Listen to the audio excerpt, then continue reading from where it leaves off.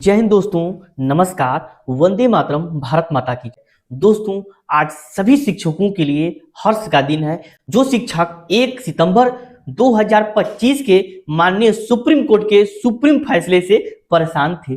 जी हाँ दोस्तों, आज उन सभी शिक्षकों में एक आशा की किरण जगी है।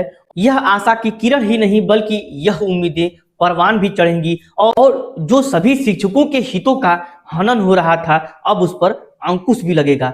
जी हाँ दोस्तों, आज के इस वीडियो में हम आपको बताएंगे कि माननीय सुप्रीम कोर्ट में एक नई याचिका सबमिट कर लिया गया है, स्वीकार कर लिया गया है और इस पर पुनः बहस होने वाली है।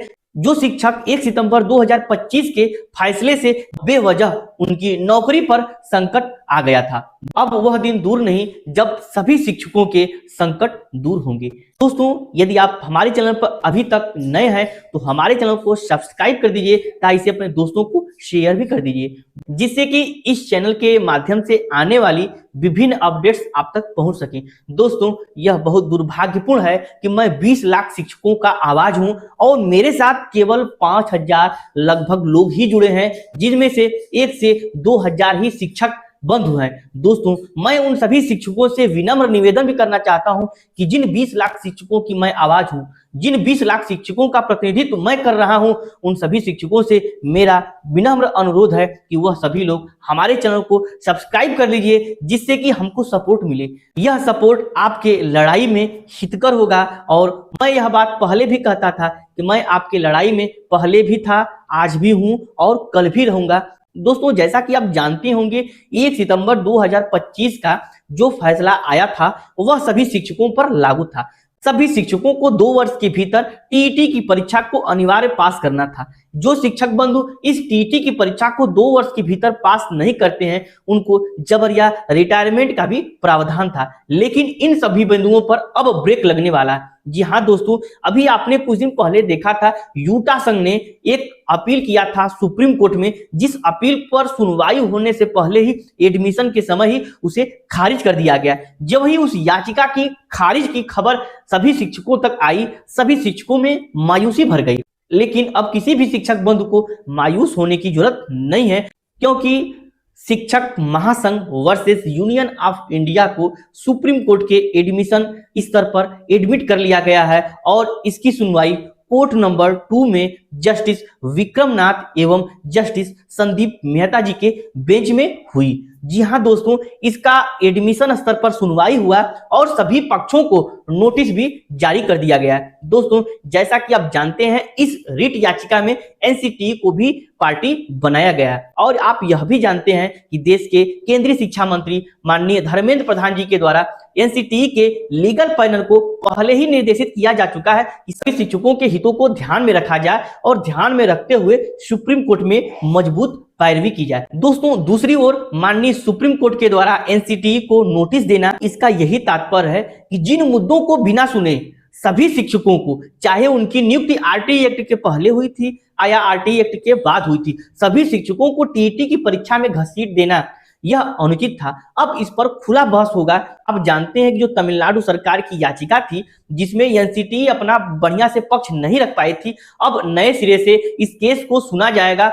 वहीं जहां पर सभी शिक्षकों को इसमें घसीटा गया है, वहीं अब एनसीटीई के द्वारा माननीय सुप्रीम कोर्ट को यह बताया जाएगा कि आरटीई एक्ट 2009 लागू होने के पहले जो शिक्षक नियुक्त हैं, उन पर यह कानून, यह प्रावधान, यह संशोधन नहीं लागू होते हैं। जिन संशोधनों को 2017 में किया गया था, वह सभी शिक्षकों पर लागू नहीं होते हैं, बल्कि वे उन्हीं पर लागू होते हैं जो आरटीई 2009 के बाद नियुक्त शिक्षक हैं। दोस्तों, अब इस पर खुला बहस माननीय सुप्रीम कोर्ट में होगा और जो माननीय सुप्रीम कोर्ट के द्वारा सुप्रीम फैसला आया है एनसीटीई के लचर पैरवी के कारण, अब उस पर पुनः सुनवाई की पूर्णतः संभावनाएं हैं और जब यह नए सिरे से यह रिट याचिकाएं सुनी जाएंगी तो निश्चित रूप से शिक्षकों की जीत होगी। जो सभी शिक्षकों के रोजी रोटी पर संकट उत्पन्न हुए हैं, वह भी खत्म होंगे। जी हाँ दोस्तों, इसको लेकर के जो अभी तक अफवाहें थी कि माननीय सुप्रीम कोर्ट में रिव्यू पिटीशन है, उसके द्वारा ही हो जाएगा, नहीं होगा, तमाम तरह की यूट्यूब पर बातें चल रही थी,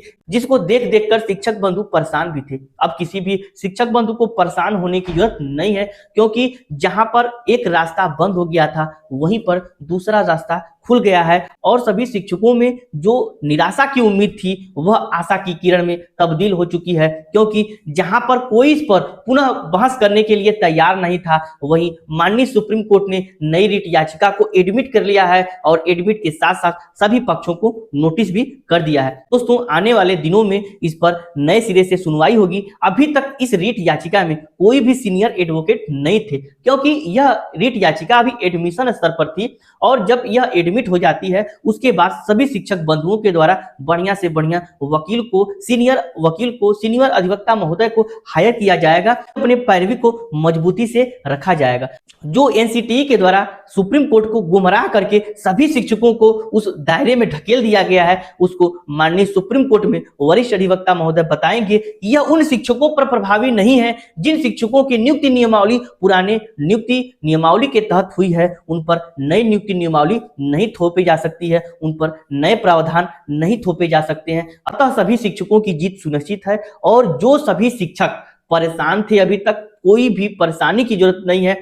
मैं अपने मार्ट साहब यूट्यूब चैनल के माध्यम से बार बार यही कहता आ रहा हूं कि सभी शिक्षकों को एकजुट रहना है, धैर्य बना करके रहना है, धैर्य नहीं खोना है। सभी शिक्षकों की जीत होगी। रात है तो दिन होगा और दिन है तो रात होगा। कोई भी संकट ऐसा नहीं होता है जो आता है तो जाता ही नहीं है। जब भी संकट आते हैं तो वो अपने जाने के, अपने हल होने के रास्ते साथ लेकर आते हैं। सभी शिक्षक परेशान थे, आज सभी शिक्षकों में उम्मीद की किरण जगी है और निश्चित रूप से यह मान लीजिए कि सभी शिक्षकों की जीत होगी और इसमें मजबूती से अपना पक्ष रखा जाएगा। केवल सरकार के भरोसे नहीं बैठना है, हमें अपने सीनियर अधिवक्ता महोदय को उतारना है और वही जो एनसीटीई के द्वारा अभी तक गुमराह किया जा रहा था उस पर क्लियरिटी देते हुए उन शिक्षकों की नौकरी को बचाना है जिनकी नौकरी आरटीई एक्ट 2009 लागू होने के पूर्व हो चुकी है दोस्तों, या उनकी नौकरी आरटीई एक्ट 2009 लागू होने के पूर्व प्रक्रियारत थी। सभी शिक्षकों की जीत सुनिश्चित है। तो हमें आशा और विश्वास है कि यह जानकारी आपको अच्छी लगी होगी